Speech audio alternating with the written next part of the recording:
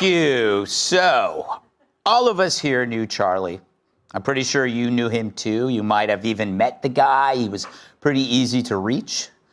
So you can imagine what it was like around here at Fox. When we heard that he was shot, the whole place went silent. I mean, even Kilmeade stopped talking. God. You can laugh.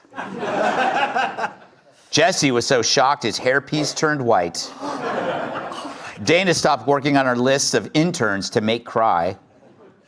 But it's one of those pieces of news that scrambles your brain. You can almost feel the circuitry, try to find a pathway for this new horrible information.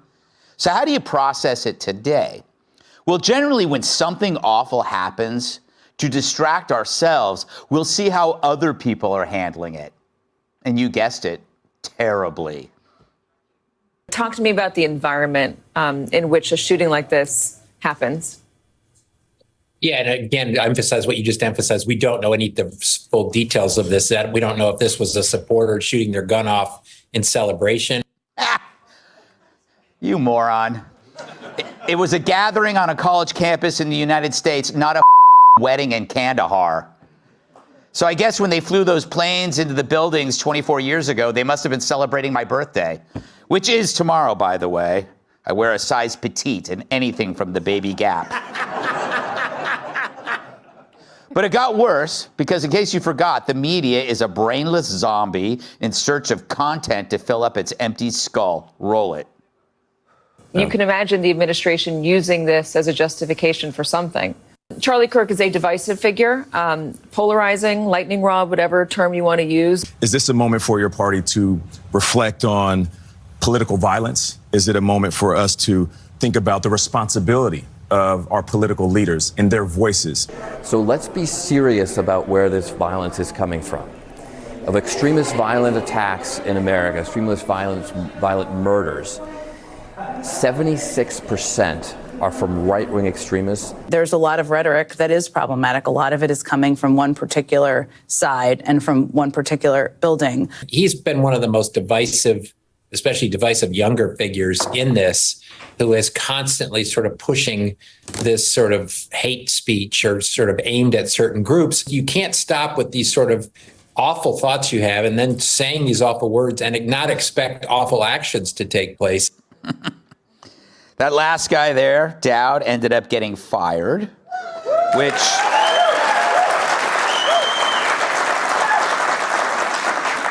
obviously he deserved. But remember, MSNBC puts people on there who deliver what MSNBC viewers want, because that's what MSNBC is. A network full of hate-filled loons, too thin and too dumb for The View. Anyway, Dowd doesn't seem well, and shame on MSNBC for exploiting that. Then there was the usual blame for inanimate objects. Well, one thing Congress can do is gun safety. And every time there's a killing, the Republicans say this is not the time to talk about gun safety. These tragedies are a constant reminder to all of us the immense destruction of gun violence and of inaction. Are we going to do something, or are we going to argue over rhetoric? That is my question about this. We have to pass gun safety legislation and stop this. Yeah, it was the gun.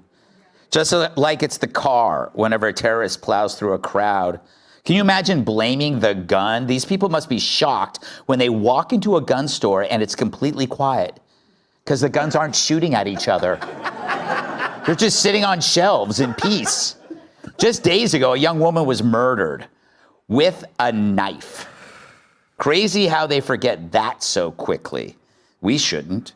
In the case of Irina, we hear a lot about the killer's mental illness. But what if the mental illness is more diffuse, the product of brainwashing, where millions of people are told a group of individuals are Nazis or fascists? Brainwashing only works through repetition. This is not congenital, it's created. And yet the Democratic Party, who pushed this refrain, expressed disgust over Kirk's murder. But they're like an absentee dad whose violent offspring commits a violent crime. Their lack of responsibility helped this baby become a fiend. So where were they? It's not like the Teslas weren't vandalized or ICE agents weren't attacked, or Trump wasn't nearly murdered twice. But now as their negligence is exposed, they play catch up because there's no Democrat Party left. And now there's no nonviolent way to preserve their bad ideas. So you need violence, you need fear to keep others from pointing out how bad your ideas are. You know, Americans generally think live and let live. You do you, I do me, and we're good. But what happens when you're live and let live, but people around you aren't? What if they don't want you to live at all? How do you continue to live your life if even that basic principle in our freedoms are used against us? Live and let live only gets you so far. Violence is now a meme they share, and sadly, it's getting a lot of likes. And no matter who did this, they'll say, I'm sure, what about a backlash? So why was Charlie assassinated? It wasn't about his ideas. It was that he was so good at them. He was the best. There's no one like him. So this shall backfire. Look at history, at those murdered because they were good. MLK Jr.'s dream didn't die with him, or JFK's, or Lincoln's. As much as I hate the song Imagine, it still gets played thousands of times a day around the globe. So their legacy grows, and Charlie's will too, beyond his wildest dreams. And where Charlie is right now, he is fine. I picture God asking him for his autograph. True, he died young, but he accomplished more in 30 years than most countries do in 300. People love to say, I want to make a difference. Well, he didn't just say it, he did it. He was doing God's work. How do you know I know that? Because he was cut down by the devil.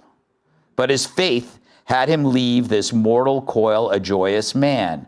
He already knew his impact, which will only grow with his passing. It's his family we grieve for, his children. And be honest, we kind of grieve for us. We lost someone great, one of us, a man whose entire career was built on polite conversation. But that grief now hardens into resolve.